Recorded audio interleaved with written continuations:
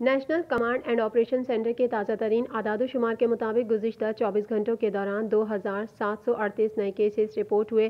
پنجاب میں 1,12,893، سندھ میں 1,59,752، خیبر پختونخوا میں 43,259، بلوچستان میں 16,642، گلگت بلتستان میں 4,494، اسلام آباد میں 25,719، جبکہ آزاد کشمیر میں 5,806 کیسز رپورٹ ہوئے۔ ملک بھر میں اب تک 50,98,291 افراد کے ٹیسٹ کیے گئے۔